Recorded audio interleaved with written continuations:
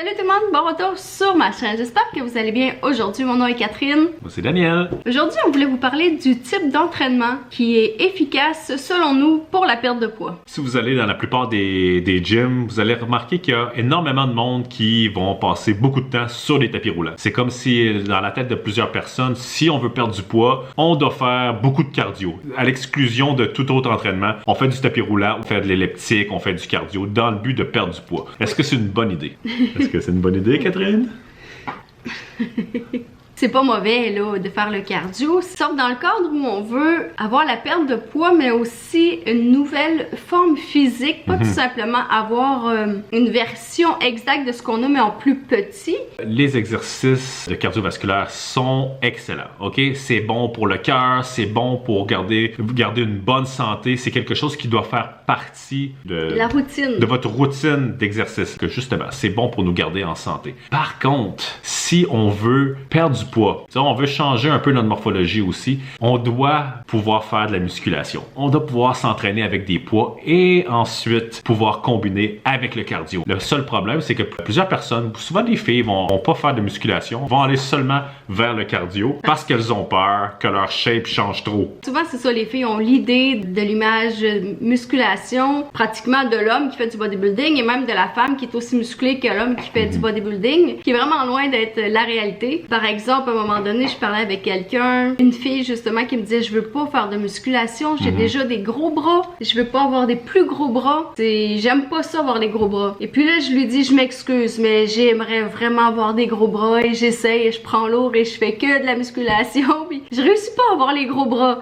Je sais pas c'est quoi l'image que t'as, mais c'est sûr que c'est pas ce que tu vas avoir. Pour avoir un physique qui peut ressembler à des photos monstrueuses que vous avez pu voir où des gens sont difformes quasiment tellement ils sont musclés, c'est parce que ces gens-là ont une certaine aide qui leur est apportée au niveau chimique, si on veut, parce que personne ne peut avoir un niveau d'hormones suffisamment élevé pour devenir énorme de façon naturelle juste en s'entraînant, surtout pas les femmes. Les femmes ont un taux de testostérone beaucoup plus bas que celui des hommes, c'est sûr. Et donc, une femme qui s'entraîne avec des poids ne deviendra pas énorme à moins d'ajouter quelques suppléments qui ne sont pas des suppléments légaux nécessairement. C'est pourquoi on a choisi la perte de poids particulièrement au travers de la musculation. C'est parce que le muscle, une fois qu'il est travaillé, va demander beaucoup d'énergie pour se reconstruire. Donc, en fait, vous continuez à brûler des calories, même après l'exercice que vous avez fait, parce que justement, votre corps a besoin de ces calories-là pour pouvoir reconstruire le muscle. Et un muscle, lorsque vous commencez à prendre un peu plus de masse musculaire, votre corps tout simplement continue à brûler plus de calories à longueur de journée aussi, tout simplement pour garder cette masse musculaire-là. Alors que durant le cardio, vous allez perdre beaucoup de calories pendant le 30 minutes peut-être de cardio que vous allez faire. C'est très efficace quand même, mais lorsque c'est combiné aussi avec la musculation. Du moment que le cardio est terminé, l'énergie brûlée se termine aussi, tandis que justement en utilisant la musculation,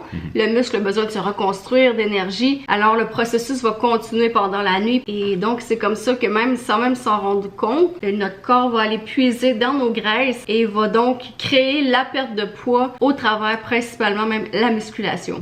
Et les gens que vous allez voir avoir une belle transformation généralement, c'est les gens qui ont aussi combiné la musculation et le cardio. Pour nous, comme on a un défi perte de poids vraiment rapide, eh bien on combine les deux. Donc tous les jours, on fait un groupe de muscles à la fois, épaules, chest, le dos, même chose, les bras, les jambes.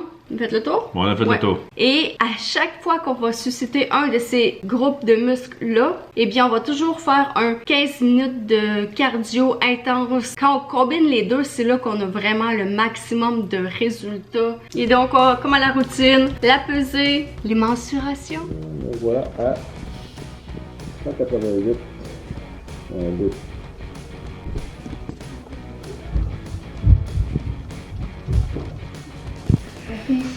Non, je peux envoyer 73. 99. OK, fait qu'on s'en va essayer les vêtements. Voici notre routine de musculation plus cardio a été efficace, comme on vous le dit. C'est ça. Donc voilà où j'en suis avec mon chandail présentement. Ça veut dire qu'il me reste 3 semaines pour vraiment fitter beaucoup mieux que ça encore dedans. Nice.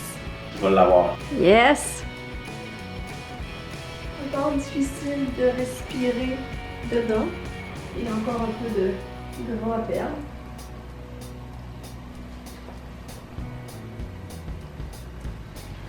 Wow.